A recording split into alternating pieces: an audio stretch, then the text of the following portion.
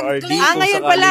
Oy, congratulations. Nakita niyo yung ano? Congratulations ha sa Pilipinas. May kinidnap at pinatay na naman. Tingnan mo. Anong masasabi niyo doon sa ganun, ma'am? Kaya congratulations. Ganyan ang gusto nyo? Sige, congratulations. Number, di ba nakita mo yung survey sa dalawa sa cities ng Pilipinas ang dangerous place? Congratulations again. Oo, maraming nangyari. Congratulations, BBM.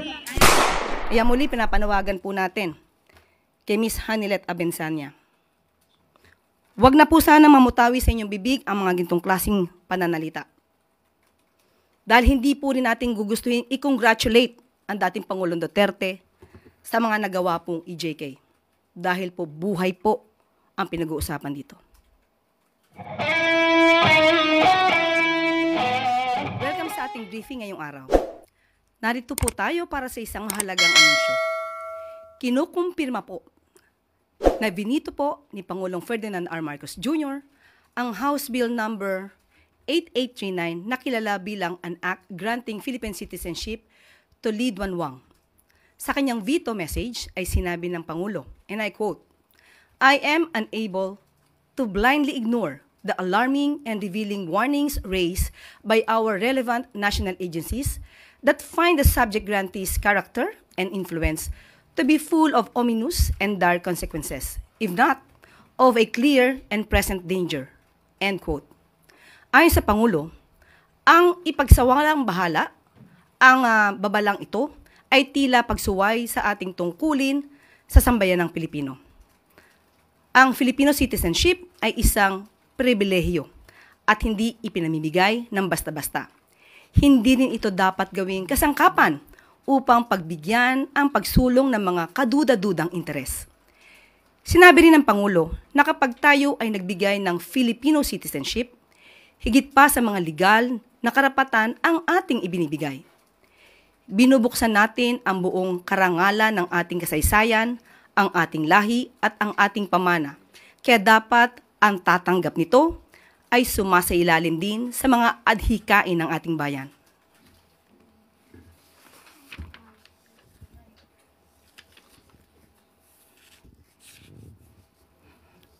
Hi ma'am, I was about to ask kung ano po yung basis sana ni Presidente for vetoing that legislative naturalization. Pero since nabanggit na po ninyo, I understand yung sinusulong nilang legislation for that, ma'am, ay supported by majority of the senators. So is there any message of the President to the senators na nagbabak dito sa legislation na ito?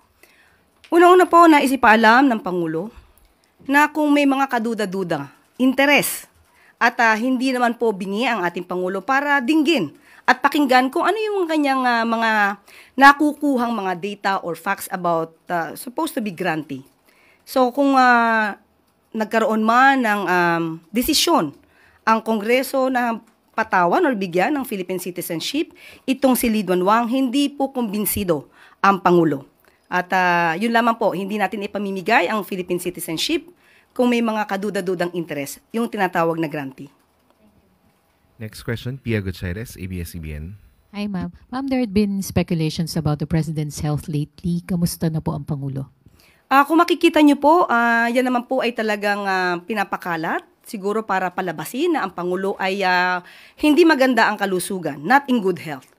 Mapapasin niyo po, siguro po, kahit po yung mga media, halos araw-araw naman po ay nakikita ninyo ang Pangulo sa kanyang mga activities at sa kanyang pagsama dito sa alyansa.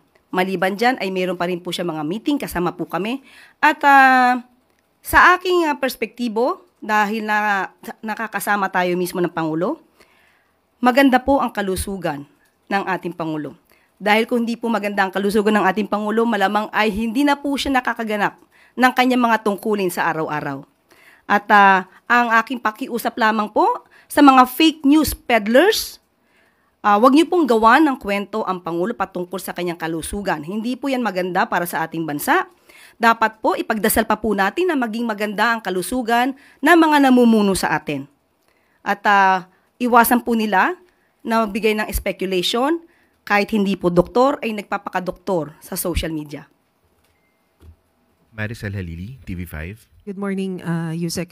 Ma'am, may we have your reaction about the statement of Hanelet Avancenia congratulating the current administration for the situation of kidnapping and killings in the country? There was, I think, a sarcasm in her tone. Nakakalungkot. Dahil muli, mababanggit na naman natin ang mga kaalyado ni dating Pangulong Duterte. Hindi po ginagawa na katatawanan ang isang ganitong klaseng sitwasyon. Kaya kay Ms. Hanelet Avancenia, huwag niyo pong gawin na issue. Dahil may buhay po ditong nakasalalay, may mga buhay na nawala. Huwag niyong gawing issue ito at gawin yung katatawanan ang gobyerno.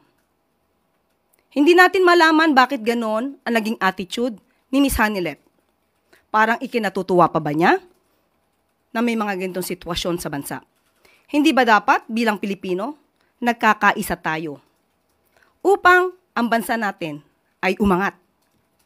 Hindi lamang para sa taong bayan at para na rin mapakita natin sa buong mundo na ang Pilipinas at ang mga Filipino ay nagkakaisa.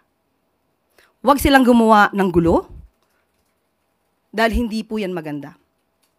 Huwag nila simulan ang gulo sa pamamagitan ng pagbibigay ng ganitong mga klaseng remarks o pananalita.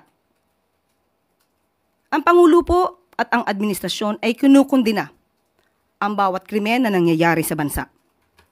Sa katunayan nga po, nagpatalaga na po ang Pangulo, nagkaroon na po ang PNP ng Special Investigation Task Force para mag-focus po sa kaso na ito ni Mr. Anson Ke.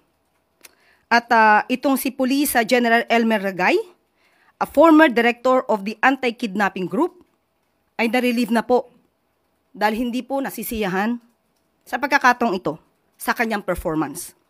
Kaya po ang itinalaga ay si Police Colonel David Poklay, na dati pong Criminal Investigation and Detection Group. Kasama po siya dyan dati. So, makakaasa po ang taong bayan at ang buong sambayanan na hindi po tutulugan ng gobyerno ang mga ganitong klaseng sitwasyon. Pananatilihin po natin na magkakaroon ng hustisya. Bibigyan natin ng hustisya ang dapat nabigyan ng hustisya at hindi po natin hahayaan na mangyaring muli ang naganap sa mga naging biktima ng EJK. Kaya muli pinapanawagan po natin kay Ms. Hanelet Avancenia. Huwag na po sana mamutawi sa inyong bibig ang mga gintong klaseng pananalita. Dahil hindi po rin natin gugustuhin i-congratulate ang dating Pangulong Duterte sa mga nagawa pong EJK. Dahil po buhay po ang pinag-uusapan dito.